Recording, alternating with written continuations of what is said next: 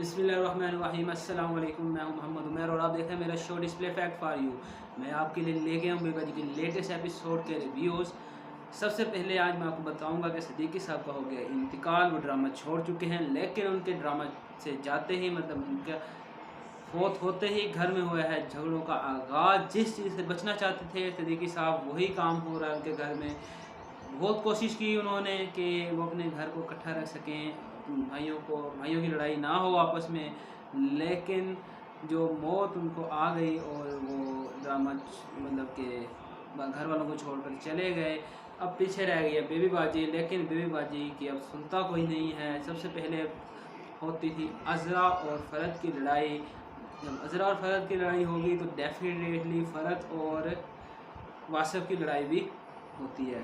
तो ये लड़ाई बढ़ती रही और यहाँ तक पहुँच गई कि एक दिन फ़रद की दोस्त उसको मिलने के लिए आई, तो वो उसके लिए चाय बनाने के लिए किचन में जाती है, तो अज़रा उसके सामने से चाय का सारा सामान उठा लेती है और कहती है कि ये मेरे शोहर के पैसों का आया है, तो इस पर सिर्फ मेरा हक है, तो अपना खर्चे से पे ले के आओ और फिर चाय पिलाओ।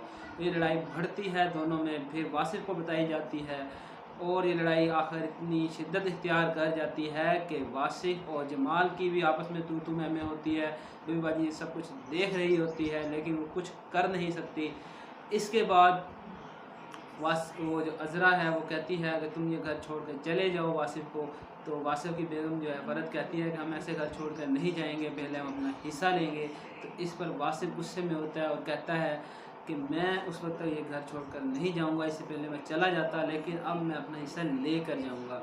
इस सब चीज़ों को देखते हुए बेबा जी की तबीयत हो जाती है ख़राब। उसके बाद हमें देखने को मिलता है कि जो जमाल है वो इस चीज़ पर सोचता है और इस नतीजे पर पहुँचता है कि सब भाइयों को अलग अलग कर दिया जाए, इसी में भलाई है। फिर ही ऐसा होगा कि हम एक दूसरे का मुँह देख सकेंगे, नहीं तो लड़ाई झगड़े इतने बढ़ जाएंगे कि हम एक दूसरे को मिलने से भी जाते रहेंगे। तो ये सब कुछ जमाल सोचता है, फिर बेबाजी से इसके बारे में बात करता है और उनको कहता है कि हो सकता है कि आपको मेरी बात बुरी लगे, लेकिन मैं चाहता हूँ कि हम चारों भाइयों में शरीयत के मुताबिक जो हिस्सा आता है वो उनको दे दूँ, ताकि वो ये ना समझें कि बड़ा भाई हर चीज़ पर सांप बनकर बैठ गया है।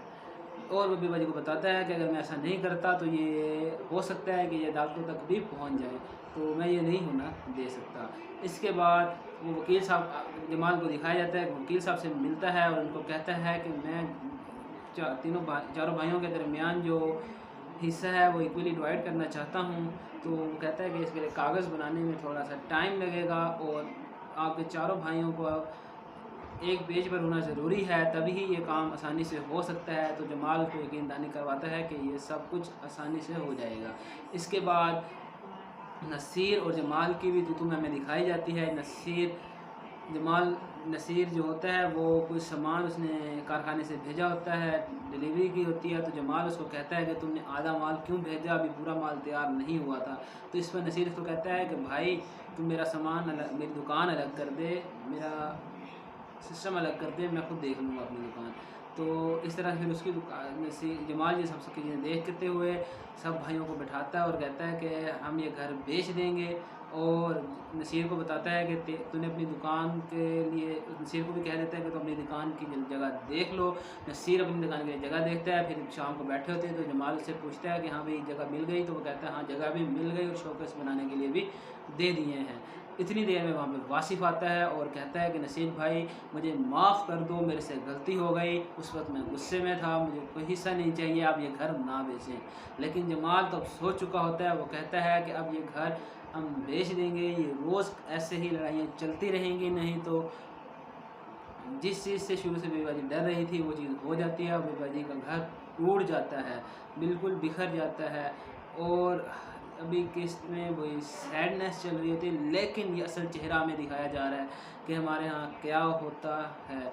इसलिए हमें चाहिए कि जॉइंट फैमिली रखनी चाहिए, लेकिन उस वक्त तक जब तक वो चल सके। उसके बाद सबको हंसी हंसी अलग अलग कर देना चाहिए ताकि कोई मसले मसाइल पेश ना आए। हाँ अलबत्ता मुश्किल होती है माँ बाप को, जिन्होंने अपना वो घर बनाया होता है, इतनी मेहनत की होती है, उनको उसको बेचने में भी मसला होता है। इसलिए उनको चाहिए कि अपनी हयात तक वो उस घर को अपने नाम पे रखें, लेकिन बेटों को अलग कर दें। बाद में वो घर जब फौत हो जाएंगे वो खुद ब खुद उनके औलाद को मिल जाएगा।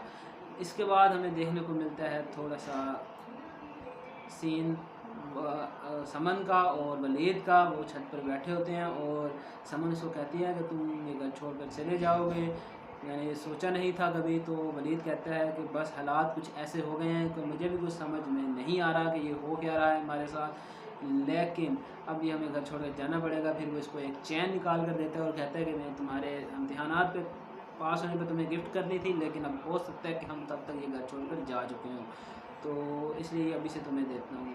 इसी तरह शहनाज भी बेबाजी से मिलने के लिए आती है और उनके गले लगकर रोती है और कहती है कि मैं आपके बाद बहुत अकेली पड़ जाऊँगी, मैंने कभी सोचा नहीं था कि आप हमें छोड़कर चली जाएंगी। तो बेबाजी कहती है कि मैंने भी कभी नहीं सोचा था, लेकिन अब मेरी क्या कर सकती हूँ। तो शहनाज कहती है कि आप एक जब हुक्म देंगे अपने बेटों को तो कौन हुक्म दूली करेगा। तो उनको कहती है कि अब वो मैं हुक्म देने वाली नहीं रही, क्योंकि मैं जिसके सर पर ये सब काम करती थी वो मेरा शोहर अब मुझे इस दुनिया में अकेले छोड़कर जा चुका है। तो अब मेरे लिए यही बेहतर है कि जैसा ये कर रहे हैं वैसा ही होने दो।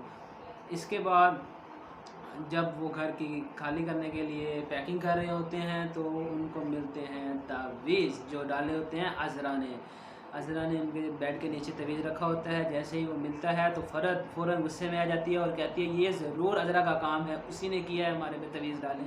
तो वासिफ़ कहता है कि छोड़ो इस बात को, कोई फ़ायदा नहीं है। लेकिन वो जाती है उसी वक्त जमाल के पास और जमाल उस वक्त होता है अपनी माँ के पास और कहती है जल्दी से मेरे कमरे में आए, आपको कुछ दिखाना है। तो ये सब हो रहा होता है तो एपिसोड का हो जाता है एंड। जो भी लेटेस्ट एपिसोड है, या अब कल वाले एपिसोड में क्या होने जा रहा है, कल वाले एपिसोड में आएगा एक मज़ाक। कल पता चलेगा कि ये तवीज़ किसने डाला था, अज़रा का भी पता चल जाएगा ये तवीज़ उसने डाला हुआ है। और अज़रा अब एक अच्छी बहू बनकर सामने आएगी, क्योंकि वो बेबाजी के ज़ेवरात और बेबाजी का जो हिस्सा है उस पर कब्ज़ा करना चाहती है।